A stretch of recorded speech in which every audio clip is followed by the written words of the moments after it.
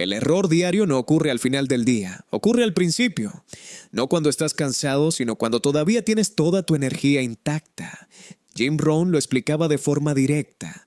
La mayoría de las personas no pierde el control de su día porque le falte disciplina. Lo pierde porque empieza el día sin decidir qué lo va a gobernar. Y cuando no decides, el día decide por ti. La gente cree que el problema es la cantidad de cosas que tiene que hacer, pero ese no es el error. El error es permitir que lo primero que capture tu atención determine el ritmo de todo lo demás. El teléfono, los mensajes, las noticias, los pendientes ajenos. Ese primer desliz parece inofensivo, pero es una renuncia silenciosa al control.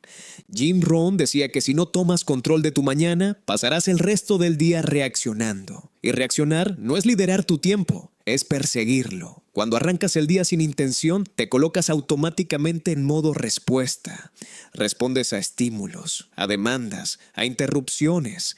Y cada respuesta te aleja un poco más de lo que realmente importa. El error diario es creer que el día se ordena solo, que con el paso de las horas aparecerá la claridad, que primero hay que atender lo urgente para luego, si queda tiempo, enfocarse en lo importante. Pero ese luego casi nunca llega, porque lo urgente se reproduce, nunca se acaba. Siempre hay otro mensaje, otra llamada, otro pendiente. Jim Rohn enseñaba que el éxito no se construye resolviendo problemas ajenos todo el día, sino avanzando de forma consistente en tus propias prioridades.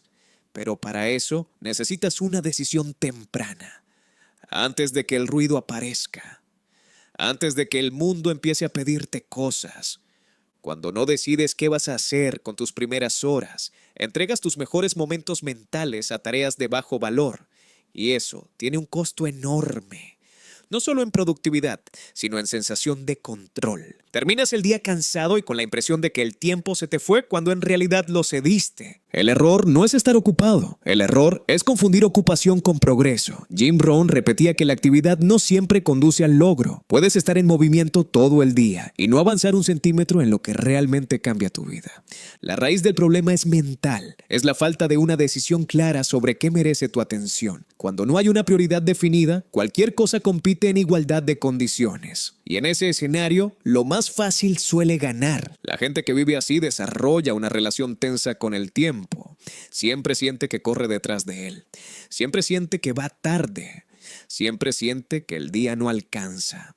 Pero esa sensación no proviene del reloj, proviene de la falta de dirección. Jim Rohn hablaba mucho del concepto de liderazgo personal. Liderarte a ti mismo significa decidir antes de actuar. Significa establecer un rumbo y luego permitir que ese rumbo filtre las decisiones del día. Sin eso, el día se convierte en una serie de improvisaciones. El error diario también se manifiesta en la manera en que permites interrupciones. Cada vez que cambias de foco sin haber terminado lo que estabas haciendo, fragmentas tu atención. Y una atención fragmentada genera fatiga mental. Esa fatiga te hace tomar peores decisiones y las peores decisiones refuerzan el caos. La mayoría de las personas cree que el cansancio viene del trabajo duro. Pero muchas veces viene del trabajo desordenado, de saltar de una cosa a otra sin cerrar nada, de empezar mucho y terminar poco. Jim Rohn decía que la disciplina no es hacer más, es hacer completo. Cuando no controlas el inicio del día, pierdes la capacidad de terminar bien, porque todo el día está construido sobre ese primer momento. Si arrancas reaccionando, terminas apagando incendios. Si arrancas decidiendo, terminas avanzando. El error diario es posponer la decisión importante.